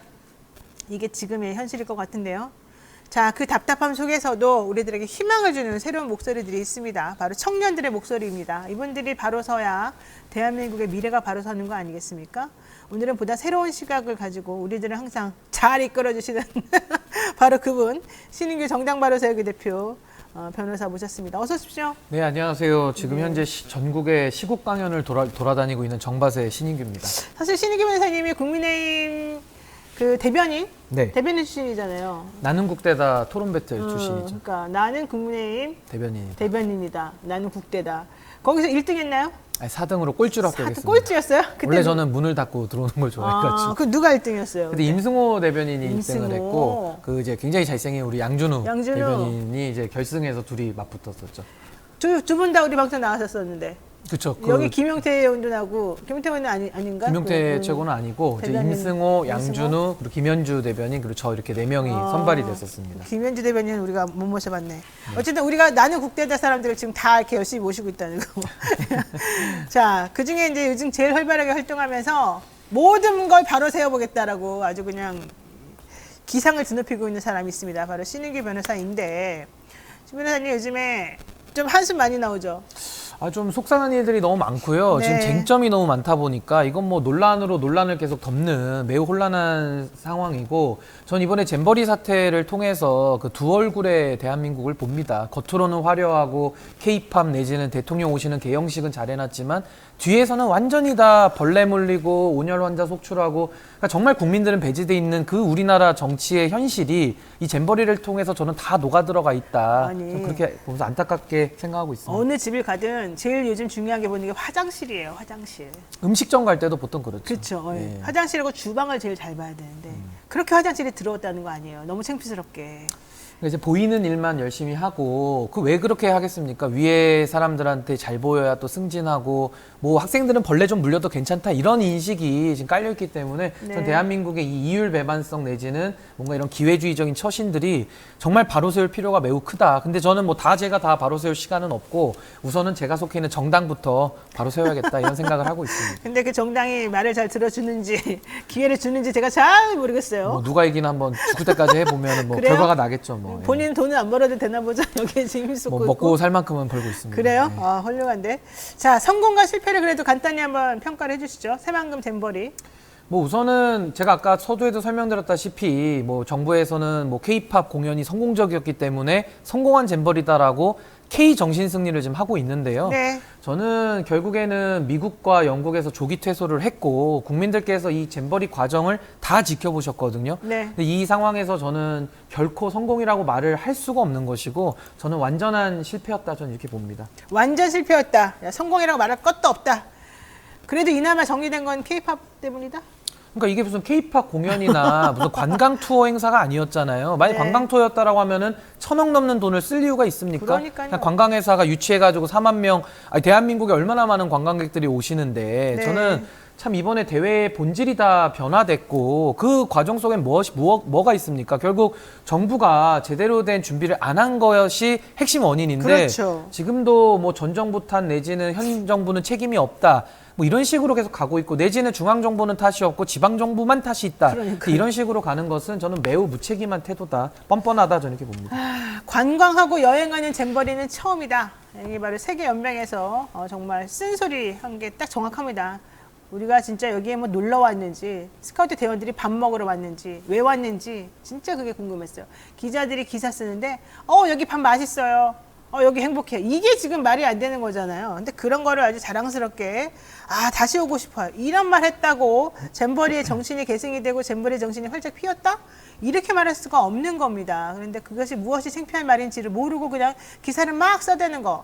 저는 솔직히 좀 너무 놀랐습니다. 자, 어쨌든 중요한 건 이거죠. 이제부터 앞으로는 책임 공방이 나오겠죠. 여당과 야당은 서로 상대방을 탓하면서 전 정부 탓이다, 이번 정부 탓이다. 난 정말 궁금해요. 전 정권이 어디가 있는지 좀 불러왔으면 좋겠는데 책임 공방하고 있습니다. 자, 이건 누구 책임이 더 크냐? 내가 보기에는 우리 신 변호사님은 둘 다 책임이다 이럴 것 같기도 한데. 근데 우선은 네. 사실 중앙정부 탓이냐 지방정부 탓이냐 했을 때는 법에 명확하게 나와 있어요. 이제 네. 조직위원장이 있고 거기에 장관이 3명이나 들어가 있거든요. 게다가 지원위원회는 국무총리가 위원장을 하고 있습니다. 그랬죠. 게다가 이제 전북지사는 이제 집행위원장, 실무를 하는 실무만. 분인데 네. 물론 실무도 잘못한 게 많이 있죠. 근데 저는 더 큰 권한을 가진 분이 더 큰 책임을 진다로 이건 정리하면 될 것 같고. 그렇죠. 그럼 이제 전 정권과 현 정부의 그 책임의 소재는 어디에 있느냐가 문제인데요.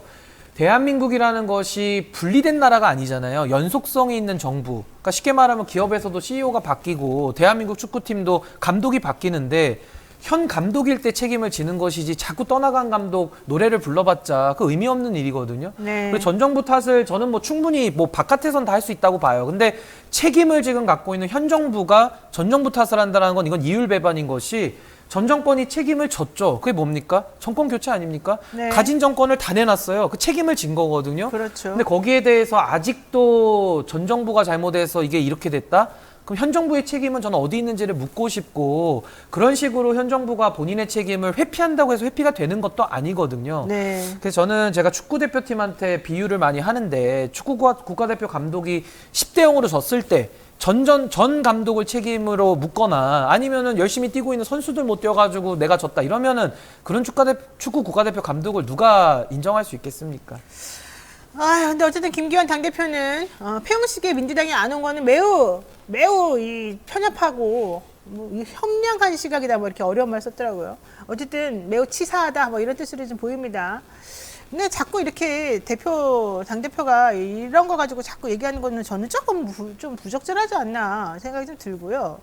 김현숙 조직위원장 그 두 가지 발언이 정말 저는 매우 여기에 딱 꽂혔습니다. 우선 뭐 성추행이 있었을 때 경미한 사건이다 이런 식으로 먼저 폄훼하고 딱 정리해버리는 거 우선 자기의 잘못을 인정하지도 않고 조사해보겠다 말도 제대로 안 하고 물론 본인 입장에서는 그 사람이 의도가 없었다라는 걸 강조하기 위해서 뭐 이런 거 했을 수 있습니다만은 그래도 그러면 안 되는 거죠. 그다음에 또 하나는 되게 잘했대요 자기네가 대처를 잘했다는 거예요. 어떻게 이런 말이 나올 수가 있는 거죠? 근데 저는 뭐 김기현 대표가 이재명 대표 안 온 거에 대해서 뭐 협량하다 이런 비판을 한 거는 그냥 뭐 서운하다. 그냥 저는 서운하다로? 그 말에 저는 이제 뭐 다른 선회에서 뭐 서운함의 표시인 것 같고 다만 이제 민주당에 대해서도 그렇게 뭐 계속 공격하고 뭐 기승전 이재명으로 가는 것은 저는 그거는 국민의힘에도 결코 좋지가 않다. 네네. 그래서 저는 그 부분은 좀 뭐 김기현 대표의 개인 생각이나 존중은 하고요.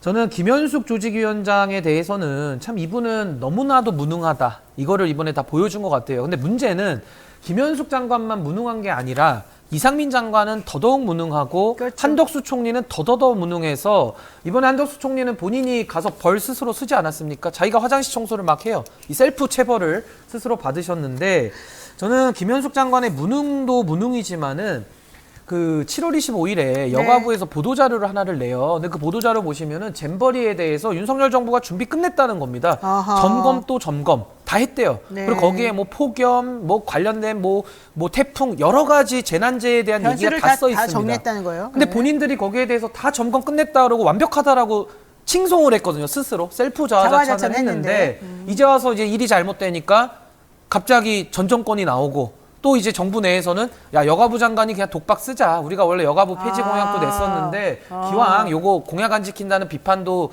씻어낼 겸 그냥 이번에 여가부 장관 묻자. 이런 식으로 좀 책임을 완전히 지금 희생양식으로 삼고 있거든요. 네. 근데 저는 여가부 장관의 무능과 그런 거짓말 이런 것들에 대해서는 저는 철저하게 비판을 해야 된다고 보고 동시에 정부에서도 모든 것을 김현숙 책임론으로만 묶고 가는 것은 전 잘못되고 그럼 누가 책임져야 되느냐?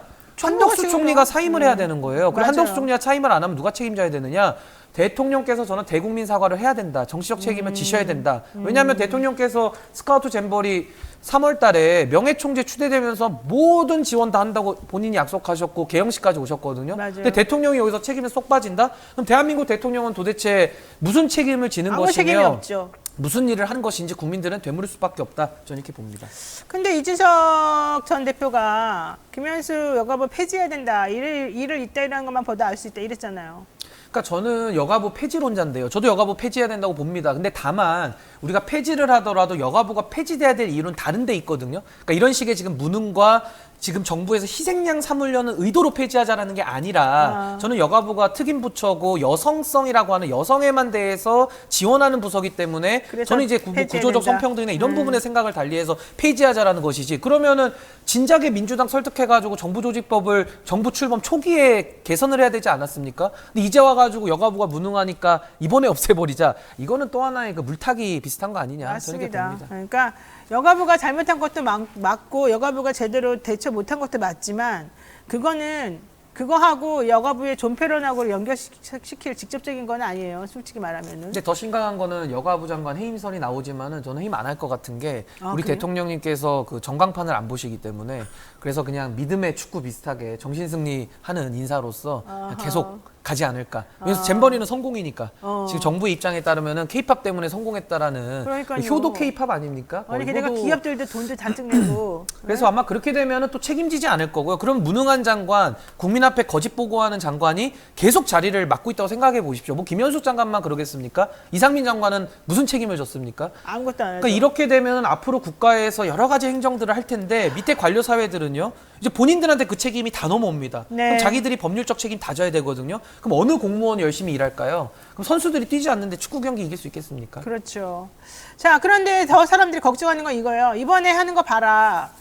잼버리도 이따위로 했는데 부산 박람회 유치 이번 올해 말에 지금 이거 일단 결정 1차적으로 날 텐데 이게 과연 되겠느냐. 또 앞으로 우리 올림픽 한번 더 해보겠다고 했는데 이거 되겠느냐. 영국하고 미국이 아주 그냥 두 팔 걷고 그냥 우리 반대할 거다 이런 얘기 하더라고요. 근데 우리가 뭐 지금 부산 엑스포 지금 유치가 제일 현안이기는 한데 이번에 잼버리 때문에 악영향이 있을 수밖에 없을 겁니다. 그건 냉정한 세계적인 평가일 것이고요. 저는 사실 과거에도 대한민국이 서울 올림픽 했죠. 월드컵도 했죠. 또 평창 동계올림픽 했죠. 뭐 세계 육상 선수권 대회 했죠. 뭐 대전에서 엑스포도 했죠. 모든 세계적인 대회 다 전 정부가 유치하고 전전 정부가 유치해서 10년 준비하고 후 정부가 들어서서 더 그렇죠. 놀라운 행정력으로 멋지게 성공시켜서 모든 대통령들이 윈윈을 했거든요. 근데 지금은 윤석열 대통령께서는 그 행사 다 차려놓은 밥상에 숟가락만 올려가지고 떠먹으면 되는데 지금 그거조차 그걸 망가뜨려 놓은 못해가지고 거야. 지금 다 이런 식의 엉망진창이 된 거 아닙니까? 네. 그렇다면 저는 뭐 유치는 사실 더 어려운 작업이기 때문에 저는 이 유치할 과연 실력이 있을까 거기에 대한 저는 의문이 일단 들고 또 하나는 과거에도 우리 정치가 안 좋았지만 그래도 이런 국가적인 행사에는 전 국민이 단합하고 대통령께서도 국민들 싸울 땐 싸우더라도 여기에는 좀 합심하자. 그래요, 맞아요. 이렇게 하면서 우리가 과거에도 슬기롭게 극복해온 거 아닙니까? 네. 근데 이번에도 잼버리 하면서도 뭐 대통령께서 기존에 잼버리 유치 전에 행사 전에 국민들 한번 단합해서 이거 좀 봉사도 좀 가주시고 함께 합시다라고 한마디라도 한 게 있나요? 전혀 없거든요. 네. 근데 일 터지고 나니까 사고는 정부가 치고 뒷수습은 민간에서 다 국민들이 우리가 가서 다 하는 했어요, 거예요. 우리가 다. 네. 그럼 국민들께서도 이 국가가 왜 존재하는가 내지는 내가 낸 세금은 도대체 어디로 가고 있는가 이런 근본적인 좀 의문을 가지실 수밖에 없다. 그렇다면 그러니까. 국민적 통합이 저해되기 때문에 하나의 힘으로 모아져서 나가도 부산 엑스포 유치할지 말지가 좌우되는데 지금 국민들 다 분열돼 있지 않습니까? 저는 어디서 그 힘을 끌어올지가 굉장히 좀 의문입니다. 맞습니다. 정말 세금은 해마다 늘어나는데 그 돈이 다 어디 가버렸는지도 모르겠고 옛날보다 더 안전하지 않다는 느낌을 받아요. 그리고 정말 대접받는 느낌은커녕 점점 불안해지고 있어요. 이게 문제인 것 같아요. 자, 민주당 얘기 한번 해보겠습니다. 김은경 혁신이 3차에 걸친 혁신안을 내놓고 결국 이제 퇴장을 했습니다. 공천 룰, 뭐 정치제도 개혁 이런 얘기를 했습니다. 특히 대의원제도 얘기를 하면서 오히려 권리당원이나 뭐 개딸이라고 불리는 분들을 위한 자리를 마련해주고 나갔다 뭐 이런 얘기까지 지금 듣고 있는 상황이거든요. 총평을 좀 해주실까요? 우선은 뭐 혁신위에 대해서는 뭐 이것도 처참한 실패 아니냐라고 저는 보고요. 이게 뭐 저는 뭐 우리가 이제 형소법에서 독수독과 이런 배우지 않습니까? 그러니까 독나무에서는 독과실밖에 나올 수가 없어요. 그래서 저는 이재명 대표가 갖고 있는 그 불신 거기서 출범한 혁신이기 때문에 태생적 한계가 있었다라고 저는 보는 것이고 저는 기존의 정치권에서 혁신하면서 혁신위원회라는 걸 무수히 만들었거든요. 근데 이제는 혁신이라는 단어 자체가 오염이 될 정도로 성공한 혁신위가 도대체 있습니까? 네. 근데 저는 혁신위가 가지는 근본적 문제점은 말 그대로 정부 조직으로 비유하자면은 약간 국무총리 같은 위상이에요. 차라리 혁신을 할 거면은 대통령이라고 할 수 있는 비대위나 최고위가 정권을 가지고 하는 것이 맞지. 이거를 일부 나눠줘가지고 국무총리 보고 쇄신해봐라? 그 누가 할 수 있겠습니까? 그래서 저는 혁신위가 가지는 근본적인 한계로서 저는 처참한 실패를 맛볼 수밖에 없었다. 좀 그런 생각이 듭니다. 그러면은 결과적으로는 총평은 처참한 실패였다. 이제 이건데 대의원제 폐지와 관련해서 얘기해 놓은 것들이나 지금 내놓은 3차 안 이런 것들은 좀 구체성이 있거나 좀 가능성이 있겠습니까? 근데 이제 뭐 혁신이라는 것이 처음에 출범했던 게 불체포 특권 뭐 폐지 여부 내지는 꼼수 탈당 얘기하다가 이제 대의원제 가가지고 몇 가지 좋아 보이는 거 한 10개 하고 그냥 나간 거거든요. 그리고 네. 이제 마지막에 김은경 위원장은 노인 폄하 뭐 그 발언 논란 때문에 뭐 사과하고 이제 나가신 건데 저는 혁신이가 정치를 잘 모른다고 본인도 말씀하셨잖아요. 자기는 교수 출신이라 정치를 잘 모른다, 그러니까, 뭐 네. 철이 없다 이랬는데 정치를 모르는 사람한테 어떻게 수리를 맡깁니까? 우리가 세탁기를 고치는데 세탁기를 전혀 모르고 빨래도 한번 안 해본 사람, 기계 작동도 못하는 사람한테 수리를 어떻게 맡깁니까? 아마 내가 보기에는 냉장고를 고친 사람한테 맡긴 것 같아. 뭐 그럴 수도 있고요. 세탁기를 그러니까 고쳐야 완전히 되는데. 주소 설정이 잘못된 거고 저는 이렇게 봐요.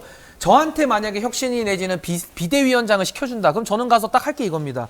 저는 대한민국 정치가 바뀌기 위해서는 경쟁해야 된다고 보거든요. 모든 기득권화된 이 정치, 그 독점에서 오는 겁니다. 그럼 그 독점 구조를 깨야 경쟁이 들어가면서 자동적으로 정치가 정상화되는 거예요. 그렇죠. 근데 이 경쟁을 깨는 방안들은 지금도 무수히 나와 있거든요. 근데 이런 걸 도입을 안 합니다. 그 이유는 기득권자들이 바지 대표, 바지 혁신위원장 내세워서 그 기득권들은 계속 남아 있는 거예요. 얼굴만 교체될 뿐. 그러니까 우리가 늘 정치도 이러잖아요. 초선 의원들 반씩을 갈아도 정치는 안 바뀐다. 그러면서 후회하고 사람들이 절망하거든요. 그래요. 근데 초선 의원들 바꿔도 왜 안 바뀝니까? 네. 아니 그 기득권자들은 안 바뀌면서 초선 의원들만 계속 그 얼굴 마담들만 그 바꾸다 보니까 결국에 정치가 안 바뀌는 거예요. 그래서 저는 경쟁을 도입해야 되는 게 첫 번째고 두 번째는 뭐냐면은 정치를 하려면 어디 찾아가야 됩니까? 입구가 없어요. 저야말로 이준석 대표가 열어놓은 나는 국대다라는 배틀을 통해서 매우 불안전하지만 그래도 공개 경쟁을 통해 가지고 들어온 거거든요. 근데 일반 시민들께서 정치하려면 어디 찾아가야 되는지 전 정치권이 답을 해야 된다. 저는 이렇게 봅니다. 그럼 여기서 하나 질문. 사실 우리 신윤기 변호사도 이제 패널로서 이런저런 올바른 소리는 많이 하셨고 국민의힘 바로 세우기도 하고 대외적인 활동 많이 했습니다. 국민의힘을 위해서 많이 그동안 하셨죠. 성공하셨습니까? 본인도? 저는 절반의 성공 정도로 봅니다. 절반의 성공? 예, 왜냐하면 보수 정당에서는 이런 자생적인 당원들의 뭐 움직임이라 그럴까요? 이런 게 많이 없었어요. 근데 제가 가처분 국면에서도 당을 상대로 소송을 하는 그 결심을 했었고 그 이후에도 제가 이걸 조직화하면서 지금 5천 명이 모여서 활동을 계속 하고 있거든요. 저는 이 조직이 앞으로도 한국 정치를 바꾸는데 작은 저는 노력이라도 될 수 있는 그런 기반이 되기를 바라고 있습니다. 일단 본인은 절반의 성공을 했다라고 생각한다. 그러니까 없던 걸 만들었으니까요. 그러면 당도 그렇게 생각합니까? 당에서요? 당에서는 저를 거의 뭐 반란군 취급을 하는데 그러니까. 저는 반란군이라고 생각 안 하고요. 저는 수도를 함락당한 저는 의병대라고 생각을 합니다. 근데 의병과 반란군은 완전히 다릅니다, 본질이. 알겠습니다. 자, 민주당 혁신위는 2024년 당조직 공천 규칙 혁신안을 발표하고 모든 활동을 마무리했는데요. 차기 당대표와 최고위원 선출 시 대의원을 배제하고 권리당원의 비중을 대폭 높이고 공직윤리 기준을 충족하지 못한 의원은 공천에서 배제한다는 내용의 혁신안을 내놨습니다. 이에 대해서 비명계 의원들은 반발을 조금 하고 있습니다만은 또 친명계 의원들은 권리당원의 비중이 높아지고 대의원이 1대1 등가성을 가지는 그런 투표를 할 수 있는 초석이 마련된다는 점에서는 좀 또 좋아하는 것 같습니다. 중요한 건 이거죠. 김은경 혁신위원장이 당시에 여러 차례 의원을 역임하신 분들 중에서 후준을 위해 길을 열어주실 만한 분들인데도 다시 출마를 준비하는 분들은 당의 미래를 위해 불출마 결단을 내려달라. 당을 위해 헌신해달라 이렇게 말을 하면서 용퇴를 권고하는 것도 있었습니다. 이런 것들이 아마 조금 좀 달라지려고 하는 민주당의 모습은 아닐까 생각이 듭니다. 저는 뭐 물론 3선 이상은 무조건 나오면 안 된다 이런 생각 하지 않습니다. 지금 초선이 얼마나 못하고 있습니까? 그렇기 때문에 그렇게 생각하지는 않지만 중요한 거는 능력인 것 같아요. 잘할 수 있는 사람, 잘 해야 되는 사람, 잘할 의지가 있는 사람 이런 사람들을 중심으로 뽑아야지 그 자리에 앉아있는 걸 직업으로 삼고 그 자리에 앉아있는 거를 그냥 연금 받아먹듯이 그 자리에 꼭 내가 앉아야 된다고 생각하면서 지저분하게 동네에서 장악하는 사람들은 절대 뽑으면 안 된다 이 생각이 듭니다. 저는 요 말씀 하나만 드리고 네. 싶은데요. 지금 여기도 보면 불출마 결단을 촉구하고 뭐 불체포 특권, 뭐 폐지 선언 뭐 이런 거잖아요. 네. 저는 개인적으로 헌법에 규정된 불체포 특권 전 있어야 된다라고 봅니다. 근데 네. 다만 정치권에서 이런 결단, 촉구, 선언 이런 거 할 게 아니고요. 이런 거 어떻습니까? 선출직에 대한 연한을 총량제로 규제하면 어떻겠습니까? 예를 들면 한 25년만 할 수 있다. 그러면은 선출직에 한해서 이런 것들은 자동스럽게 세대 교체가 될 수밖에 없고요. 또 하나는 저 국고보조금 폐지하면 좋겠거든요. 국고보조금 폐지하고 네. 전 국민들한테 정치 참여 바우처 나눠주면 어떻습니까? 그럼 국민들이 잘하는 정당에 돈을 주지 않겠습니까? 그러니까 결국 정당이 가장 힘들어하는 부분들을 쳐야 이게 개혁이 되는 것인데 지금은 뭐 정치권이 아파하는 부분을 건들지도 못하고 있기 때문에 개혁이 안 되는 거죠. 네, 알겠습니다. 자, 광복절 특사 얘기도 한번 해보겠습니다. 지금 대통령실이 광복절 특사 대상자를 확정짓고 발표하겠다고 하는데요. 벌써 임기 3번째 사면이 됐습니다. 사면 진짜 사면권 행사 정말 너무 잘하는 것 같아요. 여기에서 공무상 비밀 누설죄로 직위를 잃었던 김태호 전 강서구청장, 이 사람 때문에 사실은 이번에 10월 달에 강서구청장 다시 뽑아요. 그리고 40억이 들어요. 근데 이 사람이 지금 여기에 사면이 되면서 나올 수 있다 없다 지금 논란이 되고 있습니다. 게다가 이 사람은 대법원에서 확정 판결 나온 지 3개월밖에 안 됐단 말이죠. 이거 과연 가능한 얘기냐. 그런데도 불구하고 여당에서는, 국민의힘에서는 원래는 좀 조심스럽게 말하던 이전에 사면 얘기 나오자마자 김태호는 억울하게 정치적으로 탄압받은 사람이다 이러면서 나와도 된다 이런 또 주장을 하고 있습니다. 이거 어떻게 보십니까? 저는 그냥 기가 막힌다라고 한 말씀으로 정리드리고 싶고요. 저는 지금 의회에서 불체포 특권 방탄 논란이 있으면서 폐지 논란이 있고 있잖아요. 저는 그 맥락으로 이어서 해석을 하자면은 사면권 이런 식으로 행사하면은 사면권 남용이고 사면권 폐지 얘기가 나올 수밖에 맞아요. 없을 걸로 저는 네. 보여요. 근데 저는 사면권 자체가 잘못한 건 아니고 대통령이라고 하는 사면 권한을 갖고 있는 사람이 잘못하니까 그 사람이 문제인 거거든요. 그렇죠. 그럼 앞으로 김태우 청장도 해줄 거면은 그럼 최은순 장모도 해줄 거 아니겠습니까? 전 그런 생각이 들어요. 그러니까 이거는 굉장히 지금 사면권에 대한 오염을 대통령께서 시키고 있다. 저는 매우 잘못했다고 보고요. 결국에는 사법부의 결정, 대법원 판결을 무시하는 사법 그렇죠. 농락이잖아요. 네. 그럼 이거는 삼권 분립에 대한 도전이면서 동시에 윤석열 대통령 검사 출신 아닙니까? 네. 그 헌법도 배웠을 것이고 재판도 오래 하셨을 텐데 사법부에 대한 이 정도 인식을 갖고 그 검사 생활했던 것인지 네. 저는 반문하지 않을 수가 없습니다. 매우 잘못된 겁니다. 사실 원세훈 씨 형기 50%밖에 안 채웠는데도 이번에 가석방 대상에도 넣어주고 김태호 안보장도 이미 해줬잖아요. 그때 한 달인가 그때 확정 판결 난 다음에 한 근데 달인가 지나서 한상혁 위원장은 기소만 돼도 그냥 그러니까. 내보내시더니 이제 자기 편이라고 생각하면은 이제 죄가 있고 확정이 돼도 그냥 봐주면서까지 계속 쓰는 저는 이런 이율배반적인 태도가 권한을 물론 저는 대통령의 사면권은 아주 정치적 고도의 정치적 행위라고 생각하는 사람입니다만 그리고 우린 그렇게 배웠죠. 그걸 국민 통합적으로만 써야 되는 거예요. 네네. 근데 이렇게까지 아주 개인주의적이고 아주 자기 이익을 위해서 혹은 자기 편을 위해서만 사용하는 사면권은 정말 지나치게 남용되고 있다. 이렇게 생각을 안 할 수가 없는데 어쨌든 중요한 건 지금 김태우 씨를 필두로 해서 또 문제가 지금 생겨나고 있습니다. 이 부분에 대해서 국민들이 어떤 판단을 내릴지를 한번 생각해봐야 될 것 같고요. 정진석 의원 얘기 하나 해보겠습니다. 고 노무현 전 대통령의 명예를 훼손한 혐의로 의원직 상실에 해당하는 실형, 즉 6개월의 실형을 선고받고 다만 법정 구속은 아직 안 됐습니다.